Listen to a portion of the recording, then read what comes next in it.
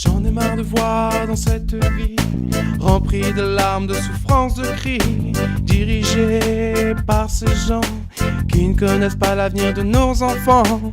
Je ne veux plus penser à tout ce qu'on me dit, je ne veux plus penser à tous ces soucis, je ne veux plus penser, mais juste m'envoler vers la planète de liberté.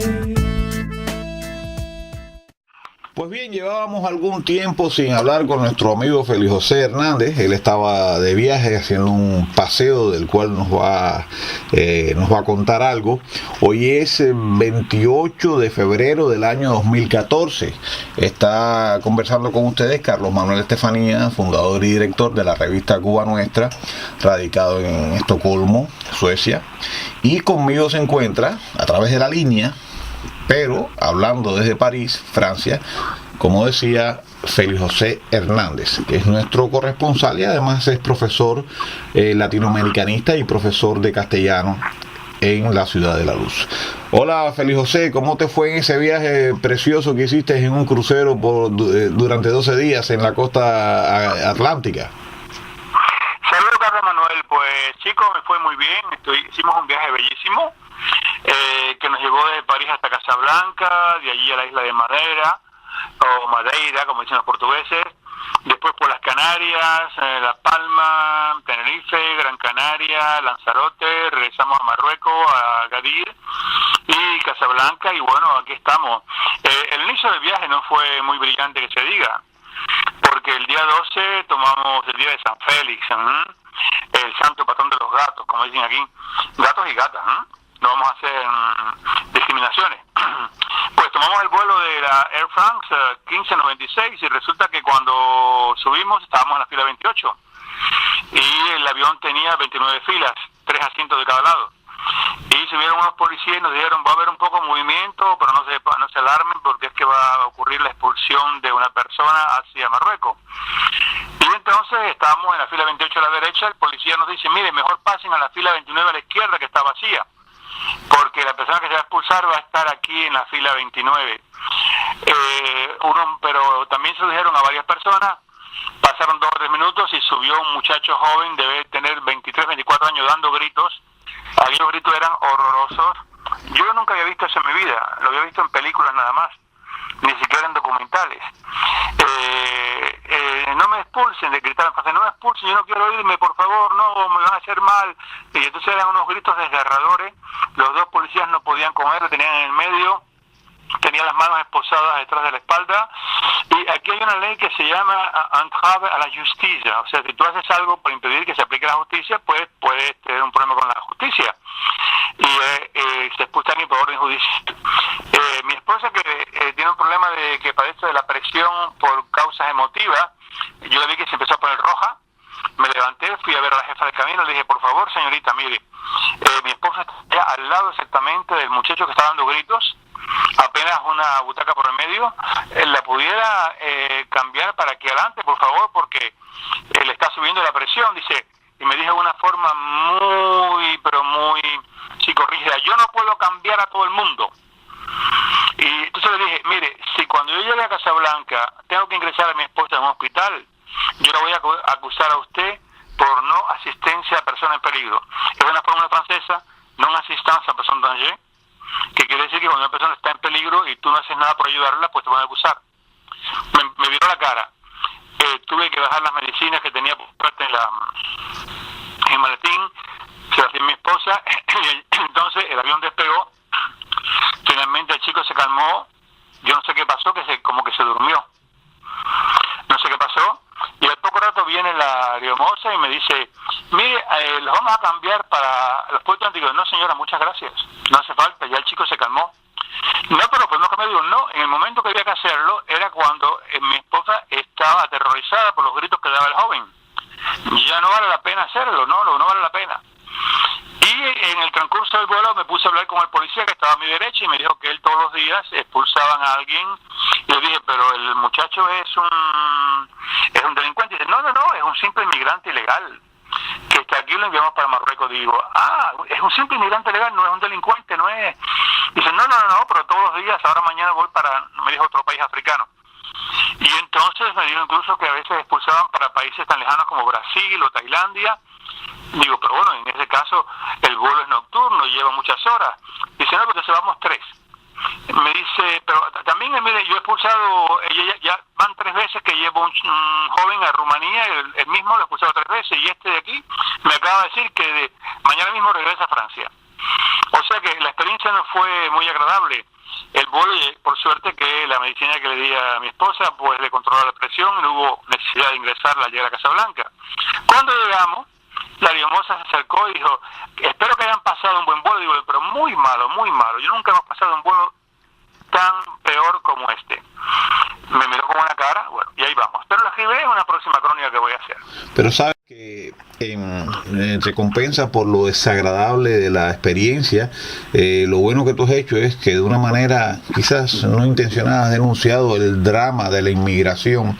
Yo tengo muchos amigos marroquíes, conozco, vamos a decir compañeros, ¿no? Porque no tengo relaciones tan estrechas, pero personas con las que he tenido una buena relación a lo largo de mis más de 20 años en Suecia. Son gente noble, muy buena, gente que por lo general maneja el español y el francés como si fueran lenguas obligatorias o lenguas nacionales. Ellos tienen la cultura de aprender estas dos lenguas que fueron de las dos metrópolis, ¿no? Uno me decía que le llamaba mucho la atención la gran campaña de solidaridad que existe con el Sahara Occidental en toda Europa, mientras que se callan los crímenes y las violaciones de derechos humanos que con todas las liberalizaciones que se estén efectuando en Marruecos tienen lugar contra los marroquíes, ¿no?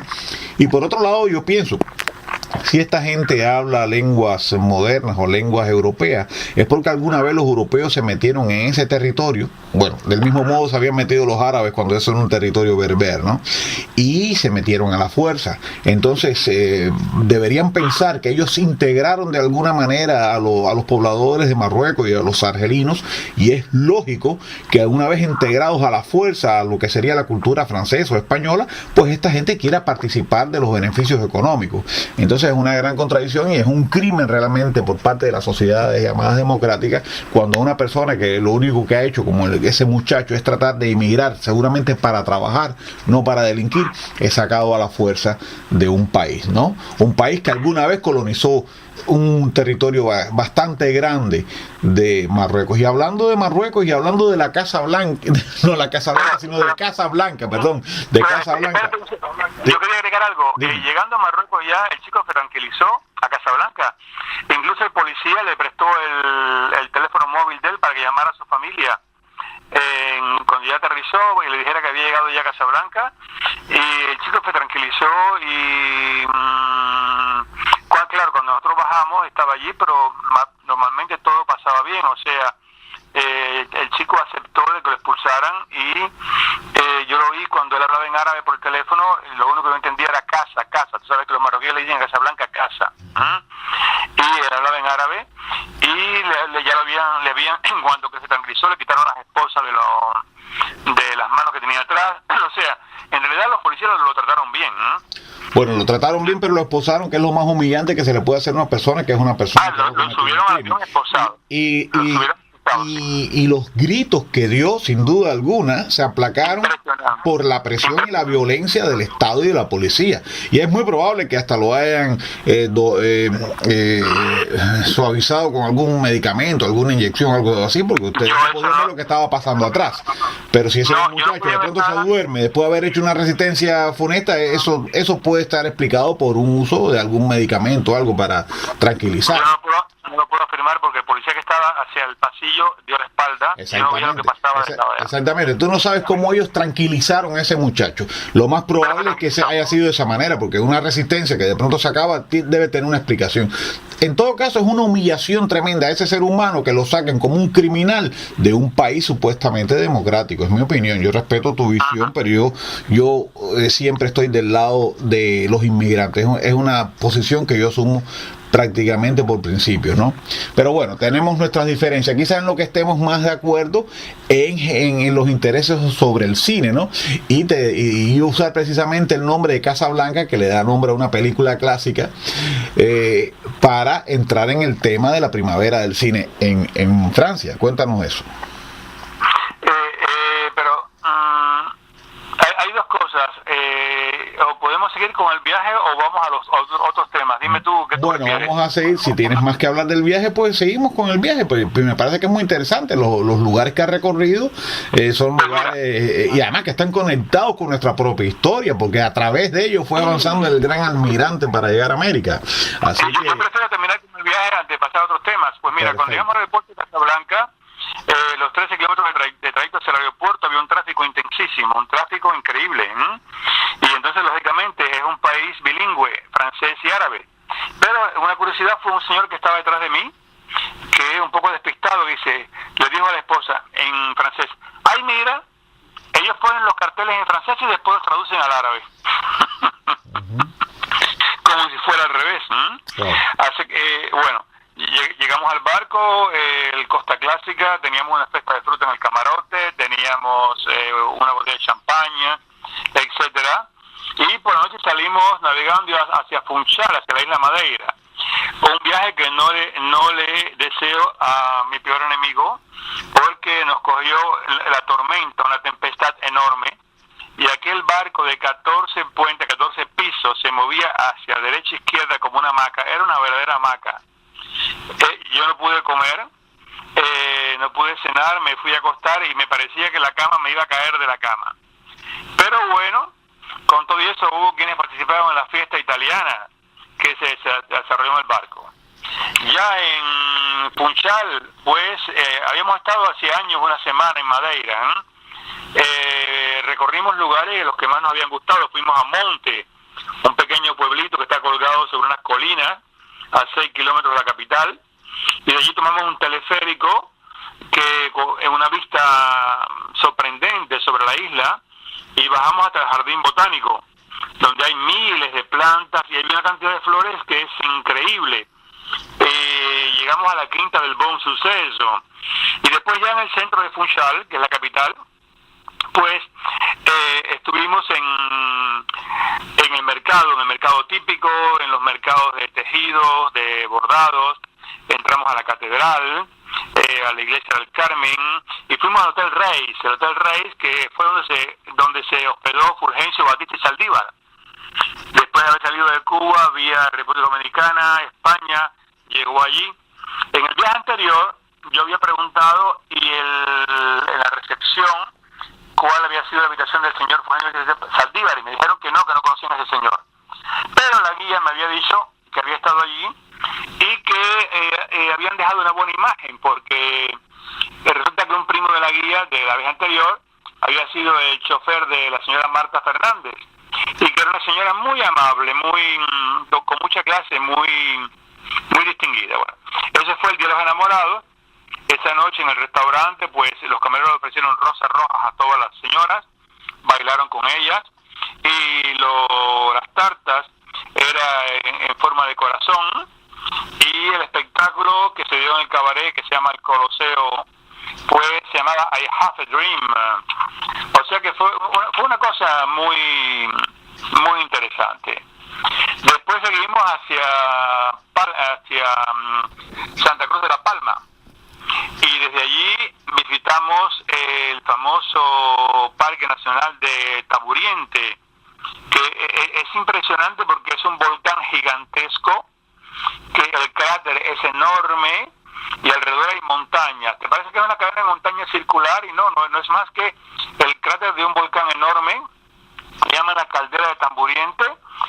Subimos al mirador de la Cumbrecita, y allí nos encontramos con un taller de cerámica, con un viejito, estuvimos hablando, y resulta que el viejito había vivido en Cabaiguán cuando niño, y regresó con los padres de Cuba hasta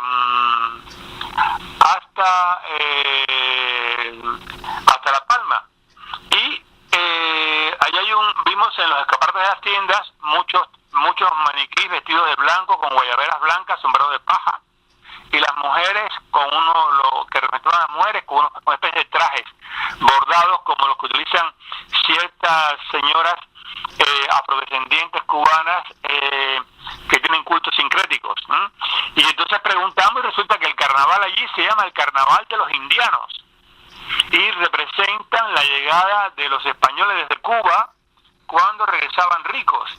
Y ese carnaval es todo de españoles ricos que llegan de Cuba, y hay una batalla de gofio y de talco. Ese es el famoso carnaval que hacen ellos. O sea que es una cosa muy, muy interesante que se desarrolla en Santa Cruz de la Palma. Allí estuvimos en un café, recorrimos la calle Real, en la calle Real, que está lleno de casas con unos balcones. Te da la idea que estás en algunas calles de Trinidad en Cuba o de Santiago de Cuba. Y entramos a un café que se llama Café La Habana. El chico que estaba y la joven, los dos eran cubanos, y nos dijeron que había muchos cubanos allí en La Palma, muchos. Digo, ¿pero cómo se identifican? Dicen simplemente cuando abren la boca como hablan, la forma en que hablan, y además todos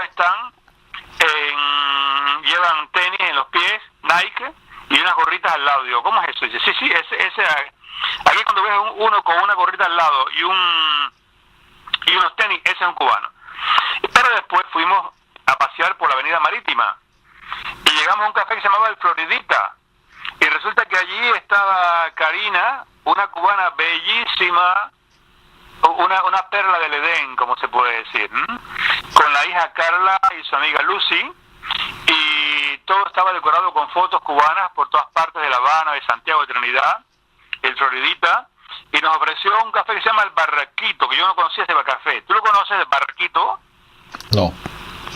Bueno, pues es un café que tú echas 2 dedos de leche condensada, después le echas café, arriba crema y más arriba canela. Y es una cosa deliciosa, amigo. Deliciosa. De allí seguimos a Tenerife. Tuvimos un excelente guía, un guía que Daniel González, como el guía que tuvimos el día anterior en La Palma, un muchacho muy simpático llamado Abraham. Y Daniel nos explicó muy bien todo. Paseamos por el Valle de la Orotava, fuimos al Teide, que es la montaña más alta de España, que está allí. Recorrimos el pueblo de la Orotava con los balcones bellísimos. Hay una casa que se llama la Casa de los Balcones, por la cual tú tienes que pagar 50 centavos de euro para entrar al baño por un torniquete. Pero te dan un ticket que te permite después un 50% de descuento cuando compras algo. Y entonces fuimos al Pueblo Chico, que es un parque para niños, donde han reproducido en miniatura los grandes monumentos y edificios de todas las Canarias. Estuvimos en Puerto de la Cruz, que es bellísimo, y sobre todo paseamos por el centro de Santa Cruz de Tenerife, la Plaza de España, la calle del Castillo, una plaza central del tristemente célebre general Weyler, Valeriano Weyler, que allí es un héroe.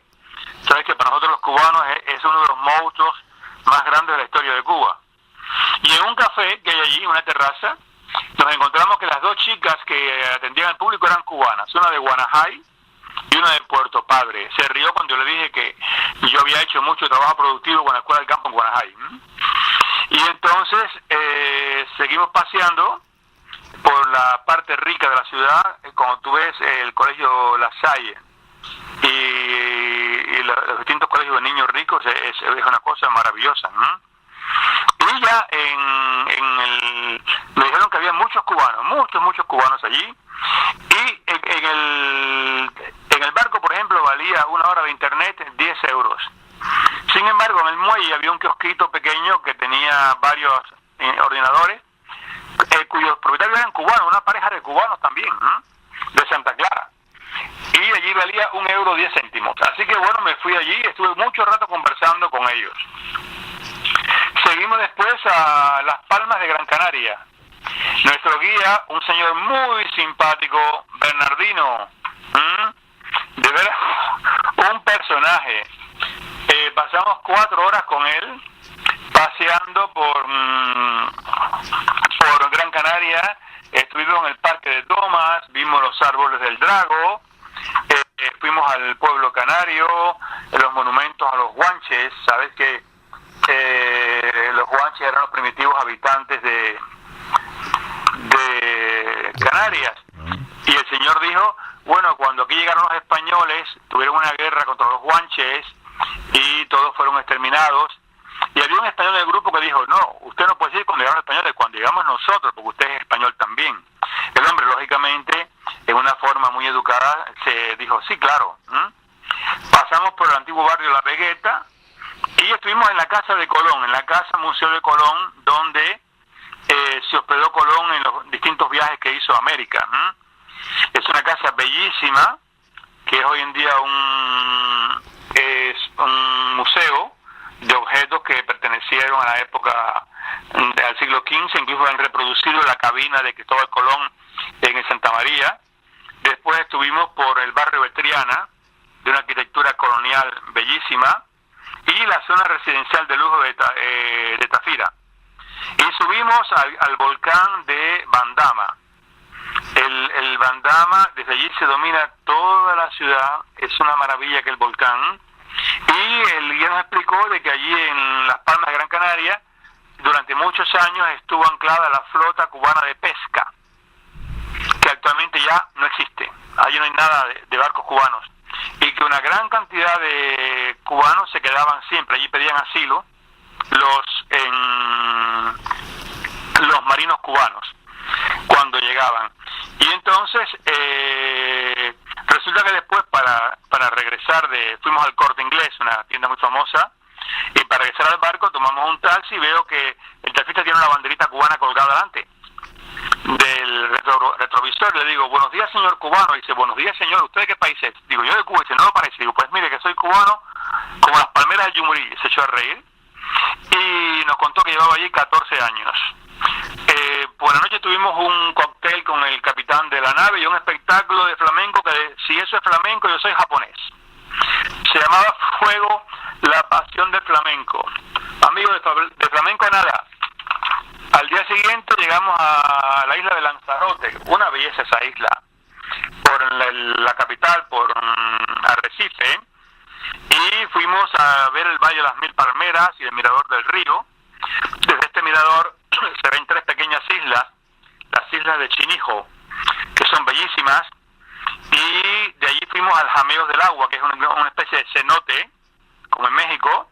Tú desciendes y abajo hay una laguna del agua de mar que entra y una serie está llena de pequeños cangrejos en la oscuridad. Yo saqué fotos, en la oscuridad los ves, unos cangrejos blancos porque nunca han visto la luz del sol, no tienen color, y fue muy interesante. Pero al regresar al barco, otra taxista cubana, o sea que hay una invasión cubana allí, y una mulata simpaticísima, pero muy simpática. Y te digo que en menos de 15 minutos nos contó toda su vida, y una de las anécdotas fue que trajo a su papá desde Cuba, de visita, y ella estaba leyendo un libro sobre Che Guevara y le dijo al padre, mira papá, tú sabes que Che Guevara mató mucha gente en la cabaña y fusiló, y dice, no me cuentes nada de eso, yo no quiero saber. Y entonces después resulta que los chicos de allí se depilan, se quitan los pelos de las axilas, se quitan los pelos del pubis, porque en la isla a las chicas les gustan los chicos depilados. Y entonces el abuelo, cuando vio al nieto haciendo eso, dijo, eso es mariconería. Y entonces hay que tener pelos por todas partes, los verdaderos machos. Y la muchacha dijo, pero papá, aquí estás en otro mundo, aquí es así. Dice, no, yo no acepto eso. Pero bueno, paseamos por la calle Real, y en la calle Real desgraciadamente vimos a 4 o 5 tipos sucios, muy sucios, verdaderos vagabundos, con botellas de vino y de cerveza, y me dice el que estaba mirando el escaparate de la tienda de enfrente, y eran cubanos. Estaban hablando sobre Cuba, sobre La Habana, sobre Fidel Castro, pero los pobres hombres, yo no sé qué hacen en esa isla, es un drama. Después nos fuimos a pasear por el paseo marítimo, y una playa bellísima, una playa muy bella, rodeada de hoteles, y por la noche terminamos en la sala de baile Puccini. Se llamaba Italia años 60, el espectáculo con aquellas canciones que conocemos, Una casa en la cima del mundo, El mundo, etcétera. O sea, fue una cosa muy bella. Al día siguiente, pues el barco llegó a Agadir. Agadir, estábamos en Marruecos, una ciudad que fue destruida completamente en el año 1960 por un terremoto, no quedó piedra sobre piedra. Nuestro guía Karim y el chofer Mohamed eran dos tipos simpáticos. Todos los guías realmente fueron muy, muy simpáticos. Se me olvidó decirte que en Arrecife, el guía, hicimos la excursión en italiano, y el guía, que se llama Jorge Luis Gallón, era un cubano hablando italiano en Arrecife, algo surrealista, ¿eh? Entonces en Agadir recorrimos la ciudad, las ruinas de la antigua Casbah, y hay una anécdota, había en el grupo un señor que venía de Miami, con una esposa italiana, y nosotros cogimos excursiones en italiano pues para practicar el idioma. Y entre las visitas que nos llevaron a ver un herbario, o sea, un yerbero. Y aquello era alucinante, porque el tipo decía, esta hierba sirve para curar los problemas de la próstata, esta hierba sirve para curar la diabetes, esta para curar tal cosa. Eran tantas cosas, pero no es posible, porque si eso fuera verdad, no habría ninguna enfermedad en el mundo. Y de pronto dice, y esta es mejor que el Viagra, esta sirve para todo problema que tenga el hombre sexual. Y en eso veo que el hombre que viene de Miami se levanta y va para el fondo del pasillo y llama a unos empleados, y veo que el empleado cogió varios paquetes de la hierba aquella y se las llevó para el fondo del pasillo, y el hombre las escondía en una bolsa. Ahora, yo no sé la aduana americana con lo draconiana que es, cómo él podrá pasar eso a los Estados Unidos, pero bueno. Fuimos a un espectáculo que se llama Fantasía de jinetes marroquíes, que corren a caballo y disparan al mismo tiempo, danza del vientre, y sobre todo los llamados encantadores de serpientes, las cobras. Y como yo estaba en primera fila, tenía una cobra apenas a 2 metros que me observaba. Yo estaba, te digo, muerto de miedo, porque yo tengo pánico a las serpientes. Así que bueno, y después terminamos el viaje en Casablanca, en casa, y tengo que recordar que en el barco había un chico, Daniel Herzog Serra, que era asistente de español. Conocimos una pareja simpaticísima, Ramón y José, que de catalanes. Según ellos, si se hace el referéndum en Cataluña, va a quedar justo, pero va a ganar la independencia. Un camarero guatemalteco, Carlos Silva. Y bueno, fuimos a la gran mezquita Hassan II, que es la mezquita más grande de África. Pero como la picaresca no tiene límites, mi esposa compró en la cafetería de la mezquita, en el sótano, compró una botellita de agua y dio un billete de 10 euros. La botellita valía 1 euro y el empleado le dio el vuelto en 9 euros en monedas. Pero resulta que las monedas de 10 céntimos son idénticas, las marroquíes y las francesas, las de euro, pero valen 10 veces menos. O sea, una moneda de 10, no me acuerdo ahora, se llama Damrams, no me acuerdo la moneda cómo se llama, vale 1 céntimo, y le dio varias, o sea que le estafó, pero bueno, no importa, eso es parte del folclore. Visitamos el Palacio de Justicia, la mezquita, que es fabulosa, la iglesia Nuestra Señora de Lourdes, que es horrible. Fuimos a los barrios pobres, a los barrios ricos, y bueno, aquella ciudad de Casablanca, en medio de un tráfico caótico, y la avenida marítima está llena de residencias bellísimas, verdaderos palacetes, todos con piscinas cavados en las rocas, que es una maravilla. Al regresar al día siguiente a París, no tengo suerte con Air France últimamente, tomamos el vuelo de Air France, y primeramente tomamos el autobús que nos llevó del barco al aeropuerto, pero hubo control de las valijas en el barco, otro control de las valijas en el muelle, y ahí subimos las valijas al autobús, y nosotros teníamos 2, una mi esposa y una yo, pero había una que no cabía, y entonces el chofer la cogió y la puso debajo del asiento de él, en un compartimiento especial. Cuando llegamos al aeropuerto, él bajó todas las valijas, y aquella que había puesto aparte, no, y ya se iba, y entonces digo, falta la valija mía. Dice, no, ya están todas aquí. Digo, no, falta una que usted puso aparte. No, yo no puse nada aparte. Digo, sí, usted la puso allí, en aquel lugar. Dice, allí yo no pongo un carro. Digo, sí, allí está mi valija. Efectivamente, él abrió y allí estaba mi valija. O sea que él, no quiero pensar mal, pero aparentemente se quería llevar mi valija, ¿no? En el aeropuerto nos controlaron las maletas de nuevo otra vez al entrar al aeropuerto, de nuevo por rayos X, de nuevo otra vez al entregarlas, y en el avión pues estábamos en la fila 20, y tú sabes que en los vuelos siempre a la hora de despegar, de aterrizar o de comer, el asiento no se puede poner reclinable por problemas de seguridad. Cuando fuimos a despegar, el señor que estaba delante, que hablaba inglés, quizás fuera un australiano o un inglés, un americano, tenía el asiento echado para atrás. Y yo le dije a la hermosa, por favor, usted puede decirle al señor que ponga su asiento recto. Y dice, ¿y por qué no se lo dice usted? Digo, porque usted está para eso. Entonces se puso muy mala cara, se lo dijo y el hombre arregló su asiento. A la hora de comer ocurrió lo mismo, a la hora de salir ocurrió lo mismo. O sea que yo no sé, resultado, cuando fui a salir del avión, me encontré en la puerta ya las dos arimosas de primera clase, dos chicas, y el capitán salió de la cabina. Y le dije, me parece que la arimosa del fondo debería cambiar de profesión. Y le dije, me dicen, ¿por qué? Digo, porque mire, en primer lugar, ella atiende mal al público, y aparte de eso, ella no conoce las palabras merci, bonjour, s'il vous plaît, o sea, por favor, buenos días, gracias. No conoce esas palabras, o sea, yo creo que ella no da buena imagen de la compañía Air France. Y así terminó nuestro viaje, amigo. Sabes que tu viaje, más bien la crónica que has hecho del viaje me parece interesantísima, tanto para nuestra sesión de cubanos por el mundo. O sea, espero que escribas, que lo lleves a la escritura, como para... Sí, haré una crónica de cada día. Muy bien, eso es muy interesante.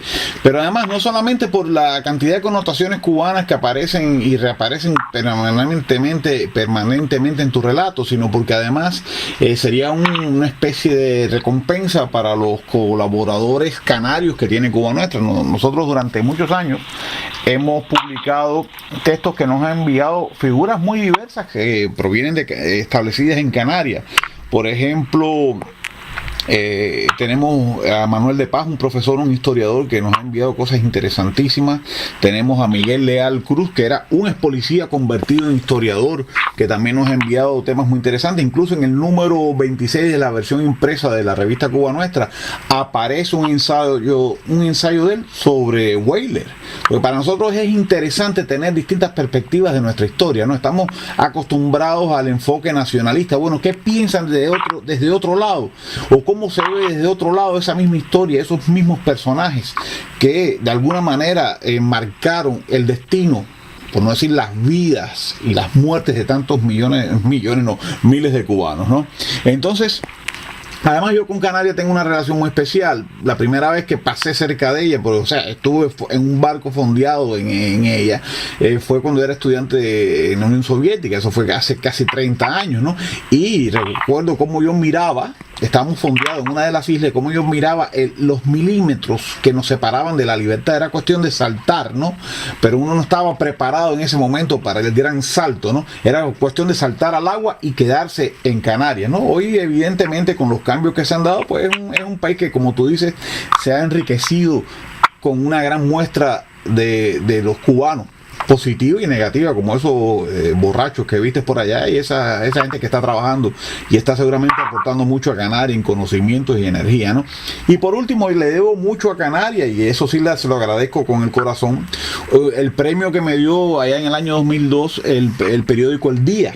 Yo tuve un premio compartido de periodismo, precisamente por un artículo que escribí y que salió publicado en ese periódico sobre las relaciones que se estaban estableciendo entre Canarias y Cuba, ¿no? Y lo peligrosas que eran esas relaciones. O sea, hablaba de los peligros y de cómo debería haberse dirigido la política canaria hacia Cuba. Y además tenemos entre nuestros colaboradores, además de los profesores o los investigadores y académicos que te he mencionado, que son personas bastante integradas al establishment, tenemos la oposición, tenemos el movimiento independentista canario, que nos envía cantidad de materiales que, si bien tienen un enfoque ideológico que pudiéramos a veces no compartir, dan mucha información histórica de cómo fue la colonización de Canarias, de cómo se terminó, cómo se venció la resistencia guanche, y al final tenemos una imagen muy rica. Además publicamos también un folleto que se llama Europa Actualidad, que nos envía un colectivo canario lleno de información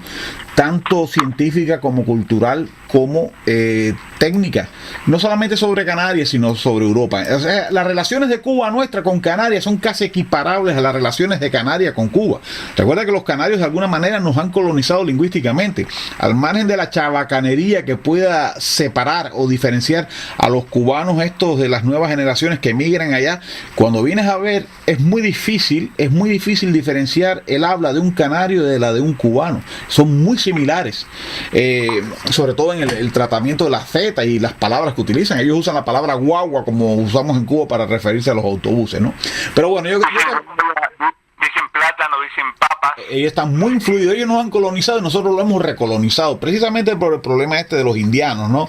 Que muchos venían, se hacían ricos en Cuba y regresaban para allá, era una conexión. Y no me extraña que como en Barcelona y en Cataluña el movimiento independentista casi copiaba la bandera cubana, las ideas independentistas canarias, no me extraña, no lo sé, de buena tinta, tienen una influencia muy grande de la independencia cubana. Incluso por último te quiero decir que si la guerra se perdió, la España la perdió en Cuba, fue porque se amenazaba con una invasión a Canarias. Ellos, los españoles, los políticos españoles temían que los americanos desembarcaran en Canarias o incluso en la misma península, ¿no? Pero había un proyecto de desembarco en Canarias que también lo había tenido Bolívar. Es una historia muy interesante y tú de alguna manera has manifestado en tu crónica, que es magnífica, esa relación Cuba-Canarias, ¿no? Bueno, yo pienso que ya podemos entrar en el tema que habíamos que yo amenazaba con un tratar y que es un tema que sé que tú y yo tenemos muchas coincidencias, que es el tema del cine. Háblanos de la primavera del cine.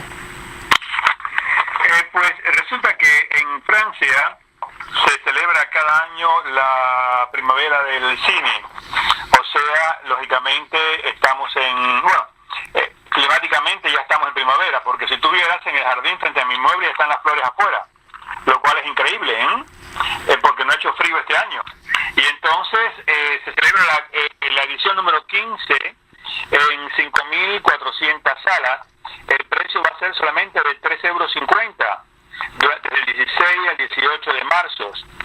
Y para esto, un gran banco, BNP Paribas, pues dice que va a seguir la operación del 19 hasta el 25 de marzo y propone muchas plazas. Pero desde el 12 de febrero ya se podían ganar más de 100.000 billetes para la primavera del cine en toda Francia. Óyeme, hay otro tema que traías que ya yo había leído hace tiempo sobre sus inicios, que es el problema del polémico sello con Mariana Femen. Vamos a tratar ese tema. Resulta que estas jóvenes entraron a la Catedral de París y se desnudaron, y también a la famosa iglesia de la Magdalena, y entonces se han hecho muchas cosas provocativas que no pasan ante la opinión pública francesa. Y el sello que simboliza a Mariana, que es la patria francesa, con el gorro frigio, este año fue inspirado por una de las Femen, Inna Shevchenko, y muchas organizaciones proponen que se retire de la circulación. Lo pidió, por ejemplo, Valérie Boyer, que es una diputada de la derecha UMP de la provincia de Bouches-du-Rhône, y también Julie Graziani del colectivo Juntos por el Bien Común. Por otra parte, el diputado Georges Fenech hizo un llamado a la misión interministerial de vigilancia de la lucha contra las sectas y pidió la disolución del grupo de sex extremistas y las acciones que ellas llevan a cabo, que según él son prácticas de carácter sectario, sobre todo contra los centros religiosos. Tú sabes que este fenómeno hay que estudiarlo bien. Hace poco hay una revista, es católica, pero donde sale mucha información muy interesante, que se llama Religión y Libertad, que exponía, hacía un artículo donde se exponía toda la estructura de esta Femen, cuánto ganan, porque ganan mucho dinero. Su fundador que las creó, porque es un hombre el que las creó para ligar. y de pronto, bueno, se ha hecho de un equipo de muchachas que realmente cuando tú la ves actuando parecen personas histéricas, no parecen militantes conscientes de lo que están haciendo, sino prácticamente gente histérica. Aquí en Estocolmo ya han hecho de las suyas. El otro día lo hicieron en una catedral sueca donde realmente tuvieron una católica, ¿no? Ellos saben con quién se meten, no se meten con la iglesia estatal sueca, sino se meten con una iglesia que alguna vez fue perseguida, que es la católica, al margen de que una defienda la homosexualidad y el aborto y la otra está en contra de ello, ¿no?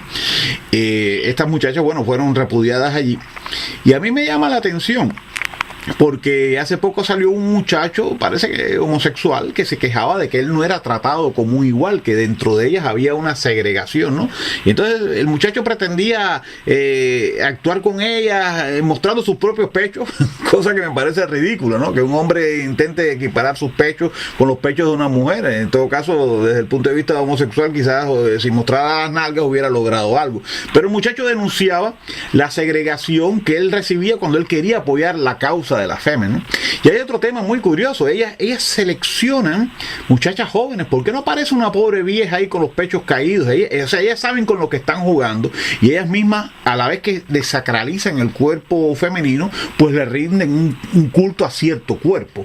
Entonces es una cosa muy retorcida que para mí es parte de la manera en que se está, vamos a decir, lanzando al barro unas relaciones tan bellas como deben ser las relaciones sexuales entre el hombre y la mujer. Y por último, yo me pregunto, bien, si ellas tienen el derecho a actuar y mostrar sus pechos o orinarse, como he visto en la vía pública, ¿no? Se arrestaría y se actuaría de la misma manera contra vamos a decir, un comando de exhibicionistas, hombres que mostraran sus genitales en reacción a lo que ellas hacen, porque estarían haciendo exactamente lo mismo. Sin embargo, todos estos lobbies internacionales que promueven el aborto, la homosexualidad, la promiscuidad, etcétera, pues las tienen como si fueran unas heroínas.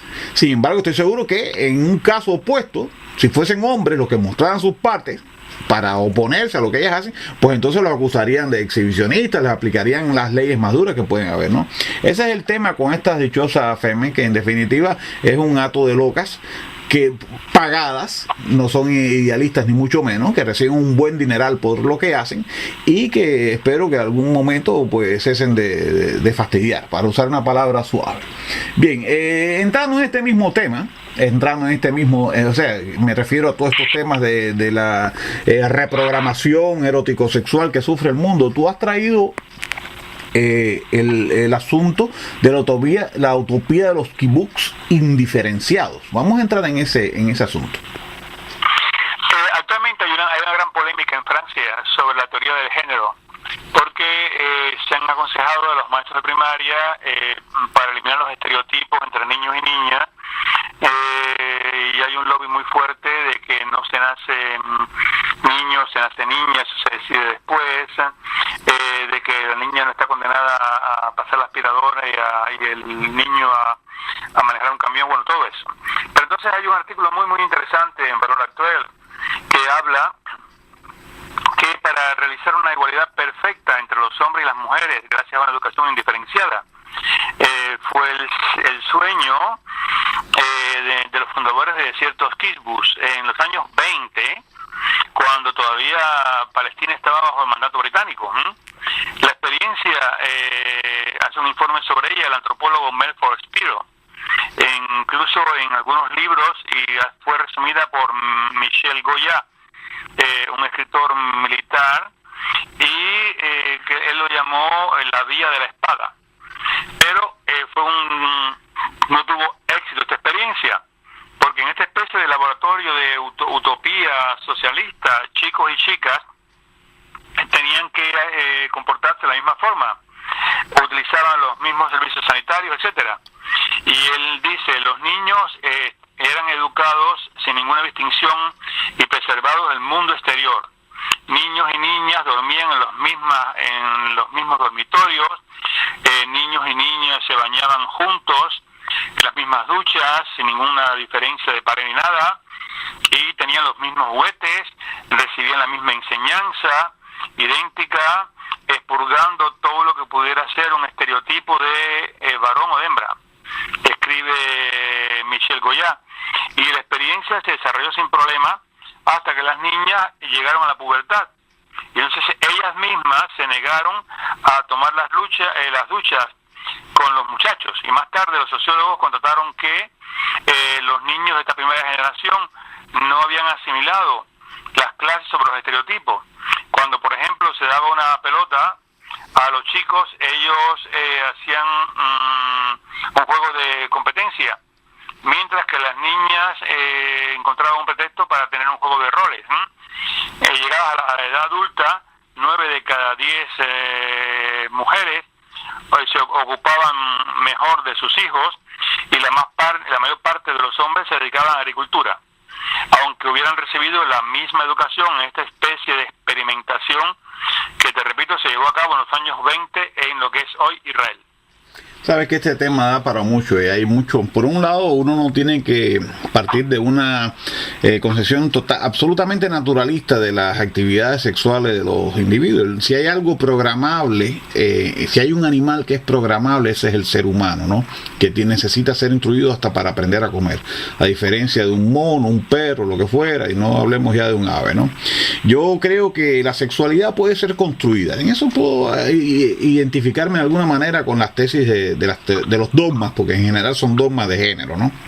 Ahora, a partir de ahí, los poderes tienen unas políticas sexuales. Por ejemplo, si tú necesitas reproducción, si tú necesitas crecer la población para la guerra o para la producción, pues entonces tú promueves ese constructo, porque es una construcción técnica que es el matrimonio. En la horda no existiría, vamos a decir, en las etapas más primitivas de la humanidad no existiría el matrimonio. En principio debió haber sido, si acaso, la violación, ¿no?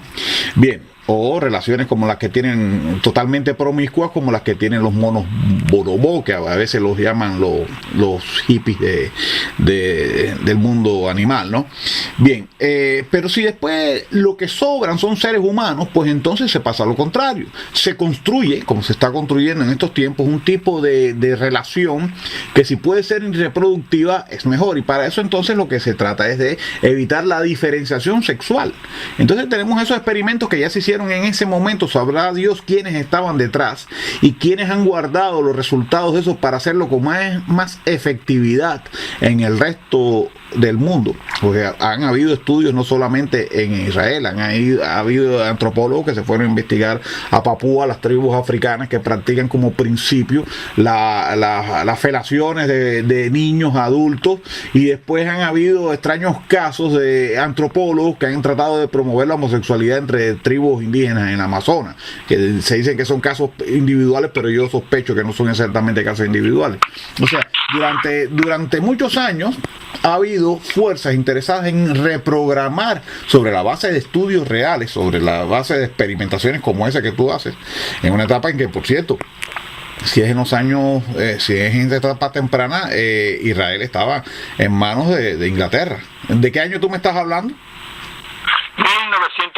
1920. Inglaterra se había apoderado de los restos del Imperio Otomano tras la Primera Guerra Mundial, entonces esto era territorio inglés. O sea, y es de Inglaterra donde salen muchísimos de estos proyectos. Inglaterra es muy peligrosa en este campo. Pues bien, esto es lo que estamos viendo. Entonces, ahorita cuando mencionabas el caso de los cubanos que se depilaban en Canarias, también es parte del proyecto. O sea, se ha creado una figura, el llamado metrosexual, que, si te das cuenta, es buscando una indiferenciación sexual, y los jóvenes que no lo hacen, que están siendo objeto de la propaganda de los medios de comunicación, del cine, la radio, la televisión, más instituciones, pues terminan cayendo en ese juego. Hoy empiezan depilándose y mañana terminan imitando a lo que antes hacía el género opuesto. O sea, yo parto de que no hay una naturalidad o una naturaleza en las acciones, vamos a llamar, orgásmicas entre los dos sexos, y que a partir de ahí, desde la psicología, la sociología y las instituciones, tú puedes hacer de los seres humanos lo que te dé la gana. Ahora, lo importante es cómo eso se disfraza de libertad, cómo eso se disfraza de derechos humanos. Ahora mismo hay una presión, a mí me parece infame, contra Uganda, porque Uganda han tomado medidas de acuerdo a su cultura, a sus principios religiosos, para frenar la propaganda homosexual, lo mismo que pasaba con Rusia, solamente que Rusia es poderosa y Uganda es un pobre país africano. Ahora está bajo la mira de la Unión Europea y se le están negando ayudas económicas a un pueblo donde hay mucha miseria por el hecho de que se supone su nueva legislación viola derechos humanos, los llamados derechos de los homosexuales. Sin embargo, en Venezuela están asesinando jóvenes, no solamente ahora, la criminalidad viene matando jóvenes todos los días y eso es una de las causas de la protesta y nadie dice nada. ¿Te das cuenta? Vivimos en un mundo muy complicado donde lo que se ve no es lo que es en realidad, ¿no? Y el que tú hayas traído el experimento con los kibbutz, estos kibbutz tempranos en el territorio que hoy ocupa Israel, es muy interesante, igual que habías traído el tema de la depilación, ¿no? ¿De qué vamos a hablar ahora? ¿De los pesticidas o quieres decir algo más de la depilación? Bueno, pues mira, parece que la depilación no está a la moda o de moda en algunos lugares del mundo. Y entonces, por ejemplo, celebrar la belleza a lo natural es el credo de una marca de ropa deportiva, American Apparel, que ha puesto en sus escaparates de las tiendas de Nueva York a unos maniquís con ropa interior en la cual se ve el pubis llenos de vellos, con las bragas, o en Cuba decíamos los blumes, transparentes. O sea, es una oda a la felicidad, según explica la marca, que se basa en las recientes declaraciones de algunas estrellas como Lady Gaga o Cameron Díaz, que han declarado la guerra a la depilación. Pero yo no creo que cuando veo la foto no es muy agradable ver la foto, pero bueno, el mundo va así y esta marca ha lanzado la moda, veremos si las mujeres lo siguen. Ok, o sea, cuanto más pelos tengan las mujeres debajo de los brazos y en las piernas, como veíamos mucho en las rusas en Cuba, pues entonces eso es la belleza. O sea, mientras estamos afeitando a los hombres, restándoles sus rastros de virilidad, pues entonces estamos promoviendo el vello en las mujeres. O sea, estamos creando lo indiferenciado. Está muy bien que hayas traído ese otro tema, ¿no? Bueno, vamos a entrar en otra cosa tan peligrosa como esta reprogramación sexual que está sufriendo la juventud mundial, que es el tema de los pesticidas. Bueno, pues el Colegio Médico francés ha hecho una alerta y esto ha tenido una gran repercusión en la prensa, porque para el partido de los médicos de la región de Limousin, 1.200 médicos han firmado que la cantidad de pesticidas que se utilizan actualmente en la agricultura provoca una peligrosidad para la salud, la de las personas directamente expuestas, como los campesinos y las personas de los pueblos cercanos, las aldeas, que viven junto a los terrenos agrícolas, pero también, sobre todo, sobre las mujeres que están embarazadas y sobre los niños. Y ellos han lanzado una petición a través de internet, www.alert-medexan-pesticide.fr, para llamar la atención a los ministerios de la salud, de la ecología y de la agricultura. Tú sabes que esto es muy importante porque vivimos en países desarrollados donde parece que se solucionó el problema de la nutrición con los alimentos, ¿no? Y estos alimentos para producirse llevan estos pesticidas, y no solamente los alimentos, los equipos que se utilizan de limpieza. Hace no mucho vi un documental muy interesante sobre la situación en el mar Báltico y en los lagos adyacentes, ¿no? Los animales que están naciendo deformados, o que, mira, hablando de los temas estos transexuales y demás, que salen con sus órganos reproductivos atrofiados o se convierten en seres hermafroditas que al final no pueden reproducirse, y la causa fundamental son los químicos que hay en el ambiente, ¿no? Y después tenemos que los niños nacen en estas sociedades con millones de problemas. O sea, ves niños con cáncer, ves una multiplicación de niños autistas que nunca la concebimos tú y yo, y resulta entonces que ese yin y yang del mal y el bien pues se mantiene. Hemos resuelto el problema del hambre, hemos resuelto el problema de la atención médica y hemos condenado a nuevas generaciones prácticamente a mutaciones provocadas por el hombre, no por vamos a decir, el orden natural. Realmente es bueno que alertemos, y es bueno que se trabaje y se hable sobre los pesticidas, y no solamente los pesticidas. Por ejemplo, en ese mismo documental explicaba un científico que a veces tomas un químico por separado y no le hace nada, se estudia y no hace ningún efecto, y después tomas otro químico por separado, lo estudias y no hace efecto, pero luego se da la combinación de los dos, y esto provoca los problemas tanto en los adultos como en la gente que están por nacer, ¿no? Bien, cuando vi la nota, ya dejando un poco atrás los pesticidas, del torturador de gato y violador de minusválido mental, me quedé completamente chocado, ¿no? ¿De qué estamos hablando cuando hablamos del torturador de gato y violador de minusválida mental? Hay una cosa que ha provocado también polémica en Francia. Sabes que yo siempre te busco las noticias que no son las de primera plana, porque las de primera plana son Siria, Kiev, Ucrania, etcétera, Sochi. No, yo busco las que pudieran interesar a las personas que no lo tienen a su alcance. Y resulta que a un año de cárcel fue condenado por un tribunal correccional de Marsella el joven Farid de Gilas, de 24 años. Este individuo había puesto en Facebook un vídeo donde él lanzaba por el aire a un gato, ya habíamos hablado de eso ya, sí, que llamado Oscar, y el gato caía al piso, bueno, hasta que el gato se partió una pata, ¿eh? Ahora la foto circula por todas partes con el gato con su pata enyesada. Pero fueron los internautas que vieron este vídeo que alertaron a la policía a través de Twitter.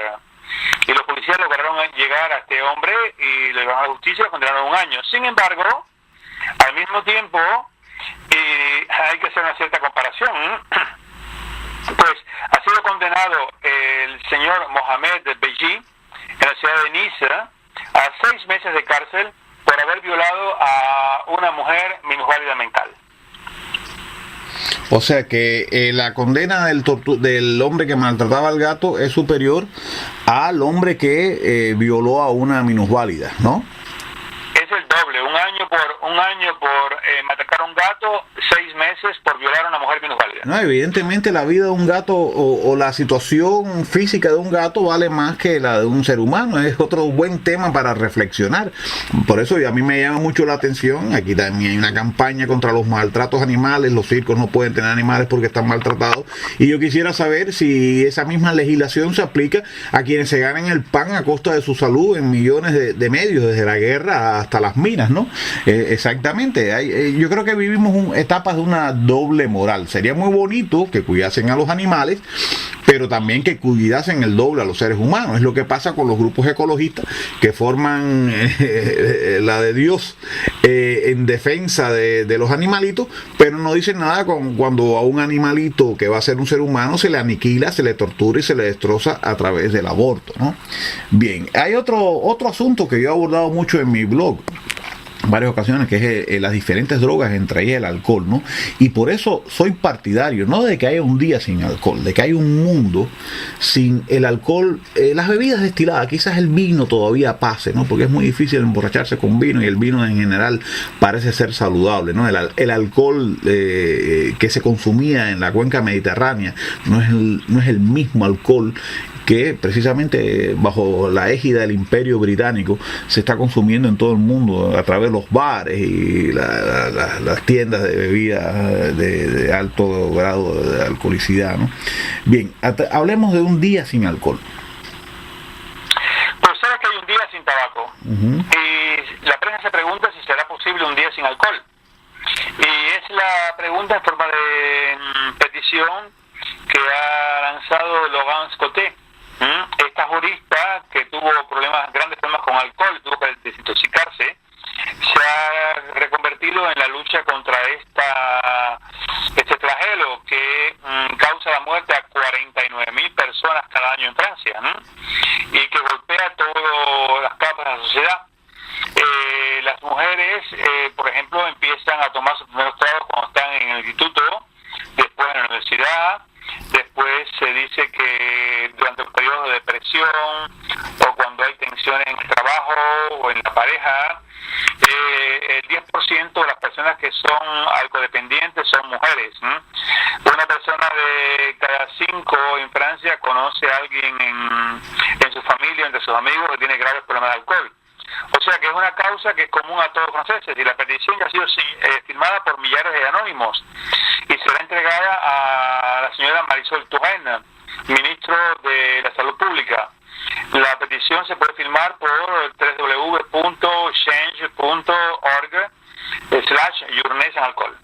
Sabes que yo pienso que esto no va a tener camino, no porque no lo desee, sino porque para mí está claro que no se trata ni de intereses económicos ni de un fenómeno espontáneo. Se trata de que el alcohol juega un papel dentro de los mecanismos de control o sometimiento social, ¿no? A mí me llamó mucho la atención cuando llegué a Suecia, que para mí era un país en principio fabuloso, ¿no? Por las condiciones de vida que tenían sus ciudadanos y sobre todo el acceso a la información en la cultura, ¿no? Me llamó mucho la atención cómo era posible que los sábados la calle se llenara de jóvenes dispuestos a emborracharse, y no solamente de jóvenes, de adultos. He vivido en poblados donde cuando sales el sábado lo que ves gente gritando como unos locos. La misma gente, las mismas personas que se pasan la semana trabajando tranquilamente, decentemente, pues el fin de semana se descontrolan y se emborrachan y pierden, para mí, hasta la dignidad, ¿no?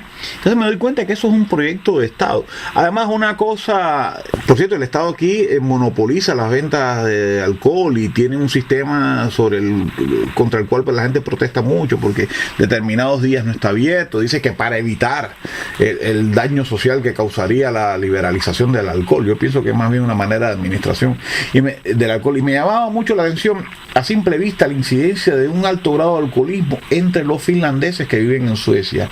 Y resulta que los finlandeses, a nosotros nos cuesta trabajo entender esto porque pueden ser rubios, de ojos azules, ¿no? Durante mucho tiempo eran, vamos a llamar, los negros de Suecia, eran los discriminados, era la clase baja. Entonces te das cuenta cómo las clases más humildes han sido sometidas a través del alcohol. Y lo mismo pasó con los indígenas, lo mismo ha pasado con los rusos, con el campesino ruso, cuando Pedro I, que casi se forma ideológicamente en Inglaterra, por cierto, fortalece su poder y crea casi una iglesia nacional. Entonces, para mí, la derrota a la ley seca en los Estados Unidos, la promoción del alcohol y los miles y miles y miles de muertos que todos los años trae el alcohol, ya sea por cirrosis hepática, por accidente o por lo que fuera, no es algo casual, es algo establecido, es un mecanismo de control social contra el cual no se puede actuar de esa manera tan ingenua. Hay que entenderlo, hay que investigar, hay que buscar los promotores y los actores de eso y combatirlos directamente, ¿no? Mientras eso no se haga, pues será muy difícil luchar a través de un día sin alcohol o medidas similares. Bueno, vamos a entrar en el otro controvertido tema de la homofobia, ¿no? Que ya lo hemos abordado de alguna manera. Vamos a entrar en eso. Hablemos de ello. La asociación Le Refuge, o sea, el refugio, acaba de lanzar una campaña pidiendo donaciones a través de internet. El combate es luchar contra la homofobia, de la cual son víctimas los jóvenes homosexuales, ya sean chicos o chicas, que se ven obligados a abandonar su domicilio porque son rechazados por sus familias y se encuentran en la calle sin tener donde vivir. Para albergarlos temporalmente y acompañarlos psicológicamente, el refugio, cuya madrina es desde hace algunos años la cantante Jennifer, pues se encarga de mantenerlos. Y para alertar la opinión pública francesa, pero también para encontrar medios financieros, la asociación ha hecho un llamado a la generosidad del gran público francés. La campaña será ahora lanzada por YouTube. Hay que decir que mientras que en París, por ejemplo, los homosexuales no hay problemas graves de intolerancia, en los pueblos de campo, en los pequeños pueblos, pues ser homosexual es un problema grave y los jóvenes, y tanto masculinos como femeninos, tienen que abandonarlo e irse hacia las grandes ciudades para pasar de incógnitos. Pues mira, este tema es bien verlo en todo su contexto. Vivimos en una época donde por decreto político se ha desclasificado la homosexualidad como una enfermedad, convengo en que se puede discutir, que una enfermedad, ya lo decía tu cuasi compatriota Foucault, él hablaba de la medicina, del saber y el poder, y la medicina como un mecanismo de disciplinación, de disciplinar las sociedades. Tiene siempre mucho de convencional, ¿ok? Estoy de acuerdo con eso. Lo que un hombre, la enfermedad puede ser siempre vista en su contexto social, ¿no? Pero hay una cosa que es muy curiosa. Si, por ejemplo, una persona quiere cambiar su conducta, su sexualidad, digamos de homosexualidad a heterosexualidad, no tiene la menor posibilidad, porque el médico que quiere hacerlo va a ser acusado y condenado de intentar curar, porque ya eso es un pecado, la homosexualidad. Tenemos que se ha prohibido, se ha inhibido cualquier mecanismo para reorientar la sexualidad humana. Otra cosa sería si la persona fuera pedófilo, si la persona fuera un violador, si la persona fuera un bestialista, para eso sí se acepta eso. Pero si la persona quiere tener sexo con un individuo de su mismo sexo, que es un sexo no reproductivo, pues entonces no hay oportunidad alguna de transformar eso, ¿no?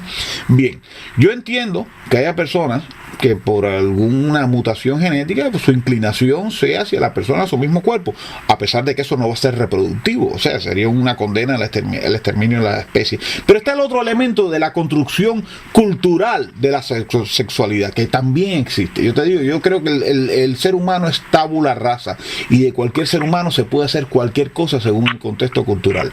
Si tú tienes unos medios que inducen a la homosexualidad, si tú tienes unos psicólogos que aprovechan cualquier problema existencial de un niño para decirle que su situación es transformarse, y no de un niño, no. Mira, yo tengo frente a mí un libro muy curioso del cual se ha hablado hace poco en la televisión sueca. Es un libro que escribe una muchacha narrando, de alguna manera magnificando el proceso de la transformación sexual de su padre. Se llama, el libro lo escribió Esther Roxberg, y el libro se llama Mi papá Ana Cristina, ¿no? En sueco Ann Kristine. O sea, si tú tienes un medio y tú tienes instituciones que trabajan por la transformación sexual, siempre en sentido no reproductivo, y a su vez tú evitas cualquier tipo de presión familiar, moral o lo que fuera hacia la inclinación no reproductiva, como es la homosexualidad, pues tú lo que vas a hacer es reproducir esa orientación. ¿En función de quién? De la gente que tiene una agenda malthusiana. O sea, continuamente nos bombardean de que estamos en un crecimiento poblacional extraordinario, etcétera. Entonces, son muchos factores que cuando tú lo miras en el mapa completo de la sociedad, te dice de qué está pasando, te dice qué agenda es la que se está manifestando. Entonces, mucho cuidado con esas campañas antihomófobas, porque una cosa es que nadie tiene derecho a golpear a nadie o maltratar a alguien por lo que haga con sus órganos sexuales, y otra cosa es que tú no tengas tampoco derecho a inducir en tus hijos una orientación sexual determinada. Entonces, eso es lo que se está combatiendo, y se combate en Francia y se trata de combatir en los países que todavía resisten, ¿no? En base a principios que yo no comparto, incluso que para mí no justifican, que pueden ser los principios religiosos. Yo no creo que Dios decida cuál es la sexualidad correcta o incorrecta. Yo sí creo que hay una intención de fomentar la reproducción humana o inhibirla, y esa intención de inhibirla se escuda tras una supuesta libertad, teniendo millones de recursos a favor de ella, ¿no? Ese es el gran tema del debate contra o sobre las homofobias, no solamente en Francia, en el mundo. Vamos a entrar a otro tema, ya que si la homosexualidad es una especie de minusvalía en el sentido reproductivo, ¿no? Por lo menos desde el punto de vista amoroso, está la inseminación y toda esa serie de cosas donde no participa la pareja. Existen otro tipo de minusvalías, ¿no? De la que sufren muchos estudiantes. ¿Qué pasa con ellos? Amigo, me quedan 10 noticias y exactamente media hora antes de que la comunicación caiga. Bueno, pues apúrese en sus noticias. Entremos en los minusválidos y sea sintético y rápido. Muy rápido. Bueno, pues resulta que la asociación Starting Blocks acaba de lanzar la 9ª edición nacional de la campaña Minusválidos, que durará hasta el 30 de abril. El objetivo es movilizar las universidades sobre el papel que ellas pueden jugar para en la inserción de los minusválidos. 20 días de sensibilización han sido organizadas en los campus para hacer dialogar a los estudiantes válidos y a los minusválidos, y para que se den cuenta de las dificultades que tienen los demás. la accesibilidad a los anfiteatros, a los comedores, a las bibliotecas, a la vida en general, al deporte, para que puedan los minusválidos tener las mismas condiciones de vida, las mismas facilidades que los que no lo son. Bueno, hablemos de la invasión del mosquito tigre, rápido.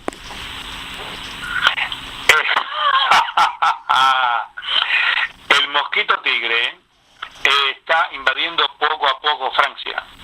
Ya abunda en los Alpes marítimos, en el Levant, en Córcega, en Bouches-du-Rhône, y el mosquito tigre, que en realidad es el Aedes albopictus, continúa su implantación en Francia inexorablemente. Cuenta entre las especies más que pueden invadir el mundo y se desarrolla sobre todo en los lugares creados por el hombre, en charcos de agua, en depósitos de agua en los estanques, etcétera.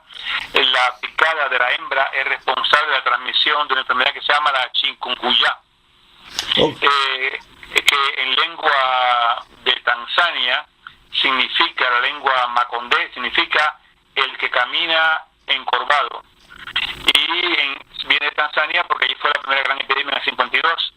La enfermedad se manifiesta normalmente a los 10 días de haber sido picado y provoca una fiebre muy muy alta con unos dolores articulares terribles que impiden que la persona camine. Tesoros escondidos del Museo Marmottan.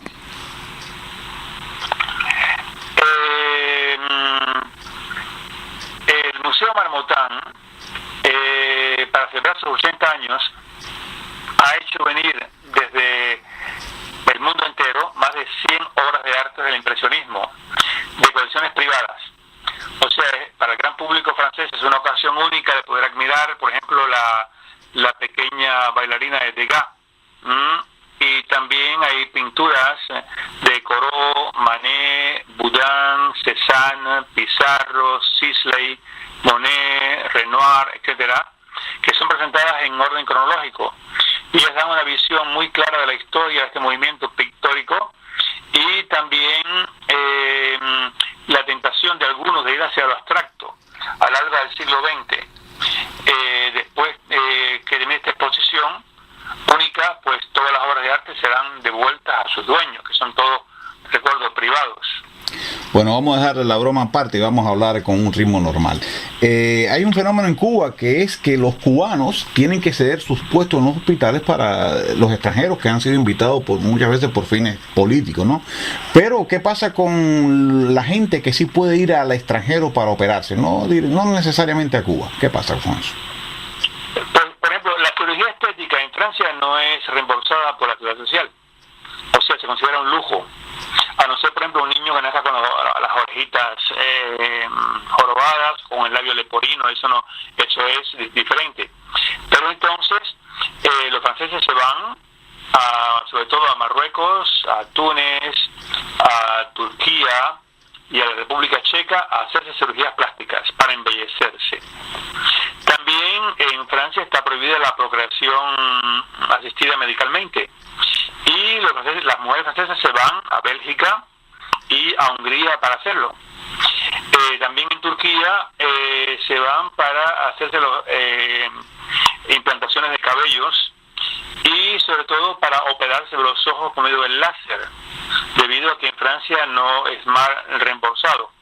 Pero Hungría tiene un turismo especial, que ha creado incluso hospitales de dentistas que hablan francés, debido a que en Francia el reembolsamiento de todo lo que es el cuidado de los dientes es muy caro.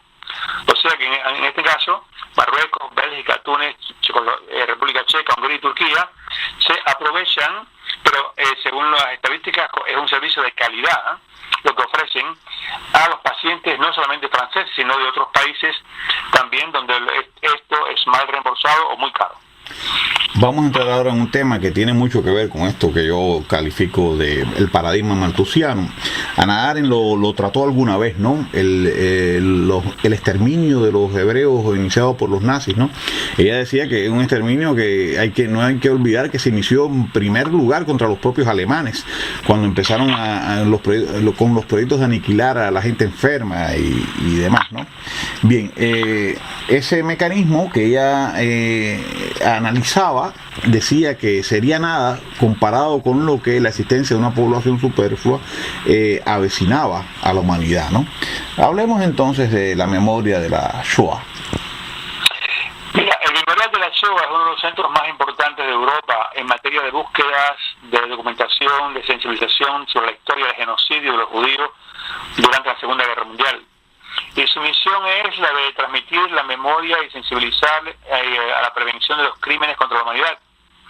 Desde su creación ha logrado reunir más de 40 millones de documentos y artículos, 250.000 fotos, 80.000 obras y periódicos, y para prolongar esta acción lanzó este año una gran campaña para recoger documentos, fotos por toda Francia, y ha enviado a sus equipos y a los del Fondo Social Judío Unificado al encuentro de familias que han conservado entre sus cosas fotos, cartas, periódicos, documentos personales, objetos, cartas de identidad, carnet de identidad, visas, pasaportes, incluso dibujos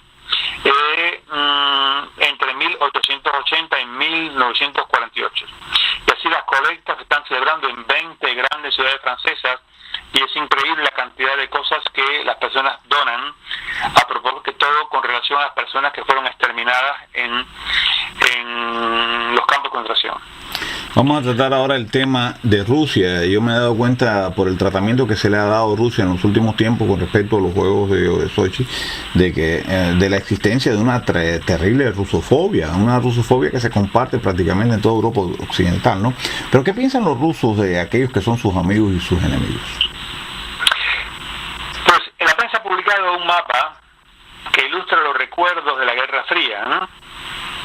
Por ejemplo, los Estados Unidos es el país menos amigo de Rusia.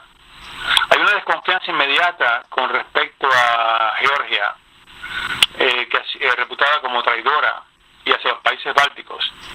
Algo que es un poco ambivalente es que Ucrania figura entre los amigos y los enemigos de los rusos. Y China y Alemania se presentan como amigos. O sea, te voy a decir en el orden que los rusos, ¿quiénes son sus amigos en el orden? El mejor amigo es Bielorrusia, después Kazajstán, 3 China, 4 Ucrania, 5 Alemania, 6 Armenia, 7 Cuba, 8 Bulgaria, 9 Azerbaiyán y el 10 la India. Son los mejores amigos de Rusia.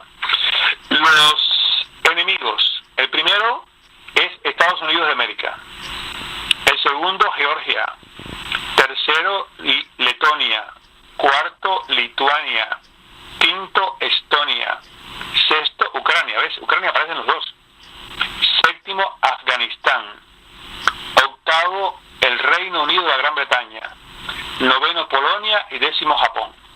Sabes que yo haría la opinión pública rusa. Yo creo que ahí hay un problema de desconocimiento, porque es la opinión pública, no es un pensamiento de masas, ¿no? Yo haría unos ciertos desplazamientos ahí.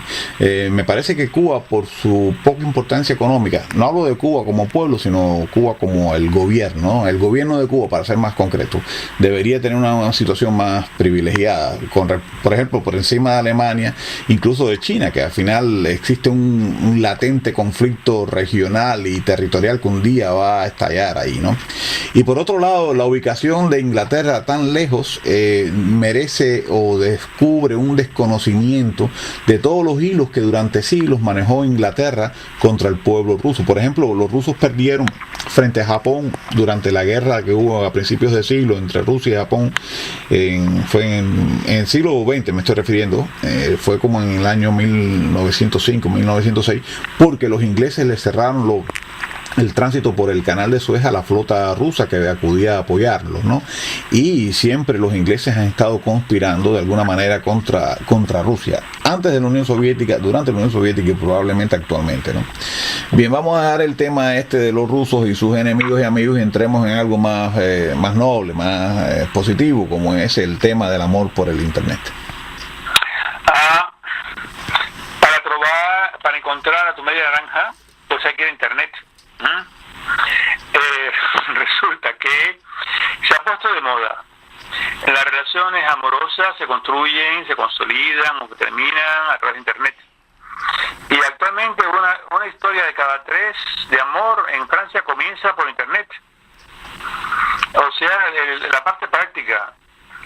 No hace falta que te presenten a una persona, un amigo, en una fiesta, o en un restaurante, o en tu trabajo. No, la selección se hace por la computadora. Y para los que creen en el azar de las cosas, la nueva tendencia puede ser real o virtual. Los sitios de encuentro proponen verdaderas fiestas para los solteros. Y sobre todo en el día de San Valentín hubo fiestas por todas partes para solteros, invitados todos a través de Internet. ¿Sabes qué? No sé cuántas parejas se habrán formado ese día. Mira, estamos asistiendo a un proceso de atomización total de los individuos, ¿no? Te das cuenta cómo los estados y los poderes funcionan para que ni al vecino de al lado tú conozcas, porque eso logra evitar la coalición de la gente, ¿no? Y menos mal que existe una dimensión que es la dimensión virtual o digital, donde ese tipo de aislamiento se rompe. Claro, hay un precio, es el conocimiento total que tiene el poder de lo que está pasando, ¿no? Antes te encontrabas con una persona en una fiesta, en un parque, quizás nadie sabía lo que hablaba con la muchacha. Hoy en día pasa todo lo contrario. Te encuentras con una gente en Internet, mantienes un intercambio digital y el poder se entera a través de los servicios que le ofrecen las mismas empresas que controlan las redes, ¿no? Esa es la parte contradictoria de esto. Bueno, vamos a hablar de adelgazar y el papel que juega la calefacción en el adelgazamiento. Amigo, viva el frío, porque bajar la calefacción puede hacerte adelgazar. Mejor que comer brócoli, o que 2 horas de deporte al día. Pues si creemos un estudio que ha hecho la Universidad de Maastricht, según ellos, si se baja la calefacción de algunos grados, permite eliminar la grasa. Los investigadores de la Universidad de Maastricht, repito, pues dicen que hay que poner la temperatura de la casa entre 15 y 17 grados para activar las grasas especiales de los tejidos adiposos que queman las calorías en lugar de almacenarlas. Y de aquí que para todo que tenga problema de peso, pues que pase un poco de frío en la casa y es mejor, y así bajará sin ningún esfuerzo. Sí, había leído esa noticia en estos días. Vamos a desplazarnos nuevamente a Israel. ¿Cuál es el colmo del lujo en Tel Aviv? Bueno, pues esta es la penúltima noticia que tengo.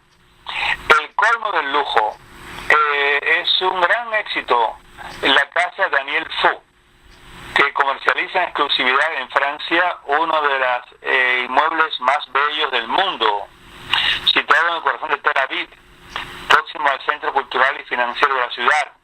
Se llama la Torre Meyer on Rothschild, enteramente concebida por el arquitecto americano Richard Meyer.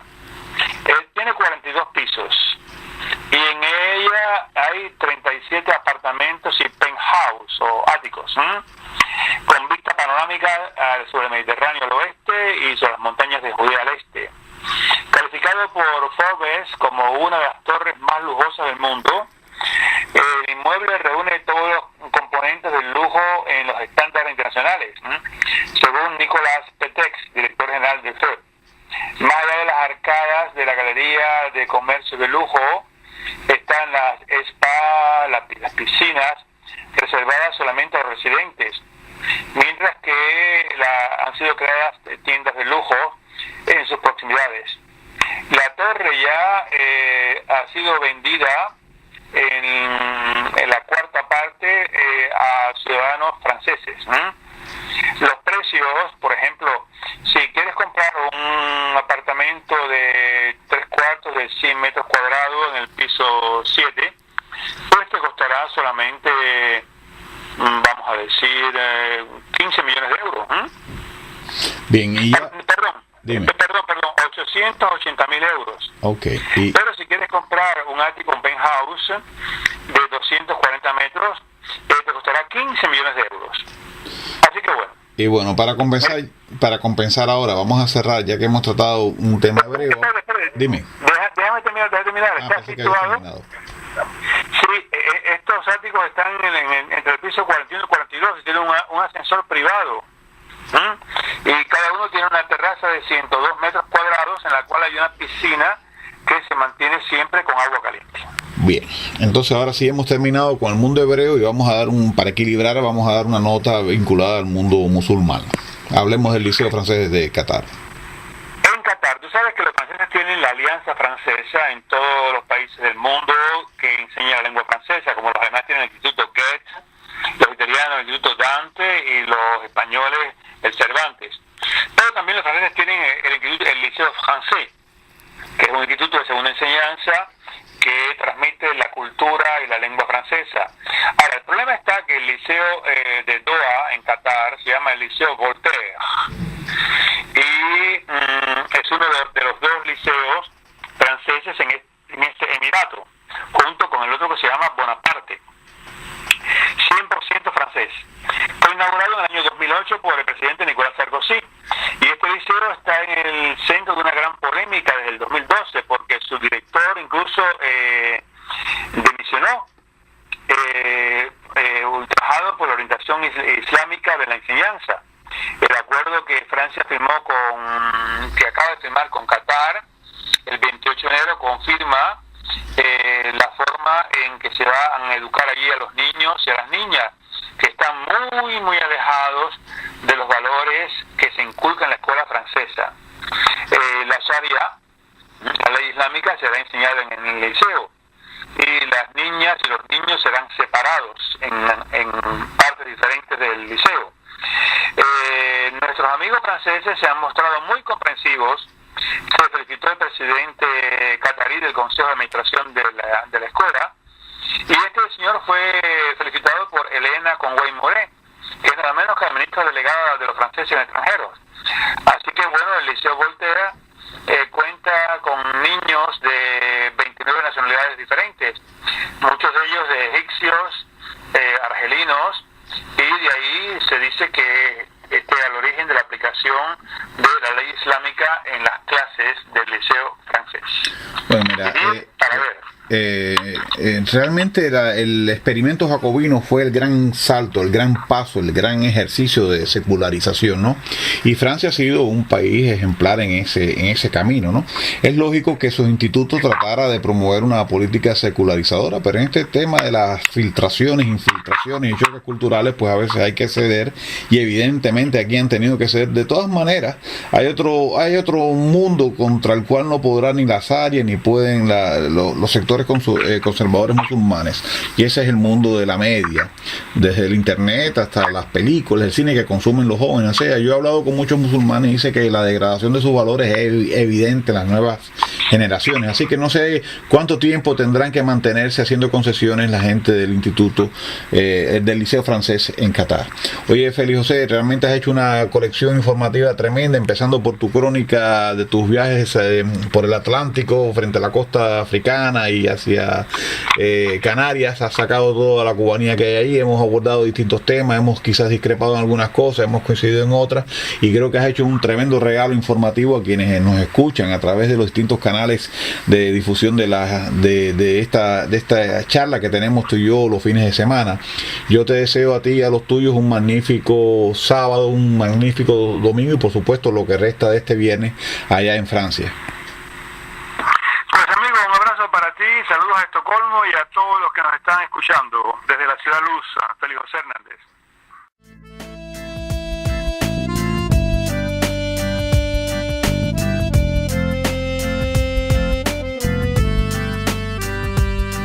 Alors je chante pour l'égalité, alors je chante pour la liberté, alors je chante la fraternité, trois couleurs de mon pays souillé par toute la misère.